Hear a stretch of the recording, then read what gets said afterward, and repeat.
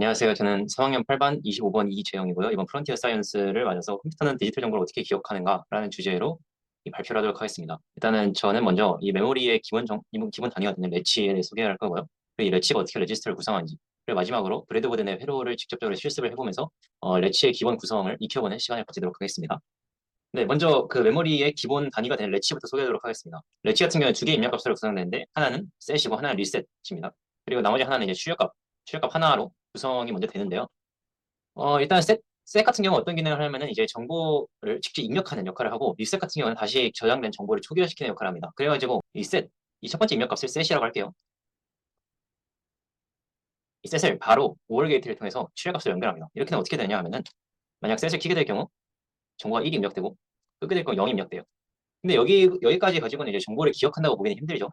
그래서 어떻게 하냐 하면은 이걸 지우고 여기다 엔드를 연결시키고, 리셋 같은 경우는 넛을 이용해서 한번 신호를 반전시켜준 다음에 다시 엔드 게이트 연결하는 식으로 할 거예요. 그리고 여기서부터 가장 중요한 포인트인데, 엔드 게이트에서 나온 정보를 다시 5월로 연결시킵니다.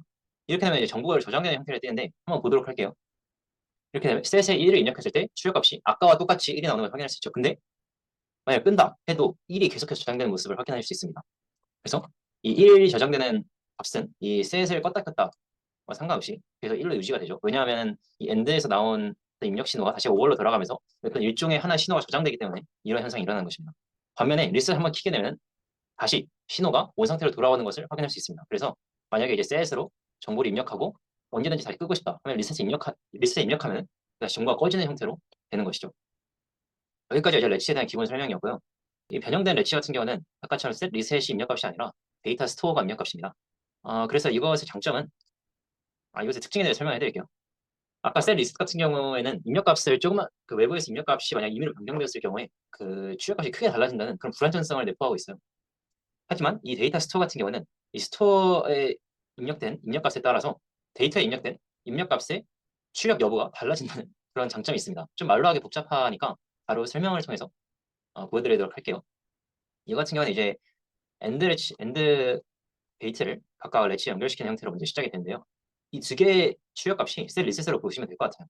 좀 더 설명해 드릴게요. 아까 여기가 데이터 입력값이라고 했죠. 이것을 한번 이렇게 입력을 하고, 이건 이제 스토어 입력값인데 이거를 각각 엔드에 연결시킵니다. 그리고 마지막에 이렇게 연결시키면은 이게 어떻게 되느냐 한번 보여드릴게요. 데이터를 먼저 켰어요. 근데 바로 출력값이 반영되지 않습니다. 이 스토어를 켜야지만 출력값이 반영이 돼요. 바로 이렇게. 그러니까 이 스토어가 일종의 스위치 역할을 하는 거죠. 스토어가 꺼지면 데이터를 아무리 바꿔도 출력값이 변경되지 않고, 근데 이 스토어를 키면은 데이터를 변경시켰을 때 출력값이 바뀌고, 어, 그러니까 이 스토어가 켜져 있는지 안 켜져 있느냐에 따라서 데이터 저장 여부를 결정할 수 있다는 거죠. 데이터 스토어 레치를 이렇게 4개로 병렬로 연결을 해봤는데요. 일단 이 두 번째 입력값이 다 이 입력값에 연결돼 있어요. 이게 일종의 스토어 역할입니다. 아까 말했듯이. 이 스토어를 한번 키게 되면은 이 입력값을 이제 마음대로 입력을 하게 되면은 바로 정보가 저장되는 그런 모습을 보일 수 있습니다. 근데 만약 이 스토어를 끄게 되면은 이 정보를 아무리 밖에서 임의로 바꿔도 저장된 정보의 형태가 바뀌지 않죠. 이것을 우리가 이제 기억한다라고 하는 겁니다. 정보가 계속 유지가 되니까 마치 일종의 회로가 이 정보 신호를 기억하는 역할을 한다는 거죠. 이것이 이제 메모리에 되는 그런 논리 구조입니다. 네, 제가 그래서 이렇게 앞서 설명드렸던 레치를 이렇게 브레드보드에 구현을 해봤습니다. 게이트 같은 경우는 노을 게이트를 사용을 했어요. 앞서 설명드렸던 그 레치들 속의 게이트와 조금 다를 수 있지만 제가 SR 레치를 활용하면서 좀 회로를 좀 단순화시키기 위해서 부득이하게 노을 게이트를 사용하게 됐고요.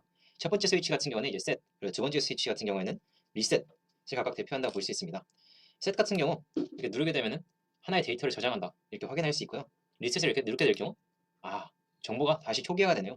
그래서 이렇게 셋을 누르고 리셋을 누름으로써 아까 보여드렸던 그 가장 기초적인 형태의 레치와 똑같은 기능을 보인다고 볼 수 있고요.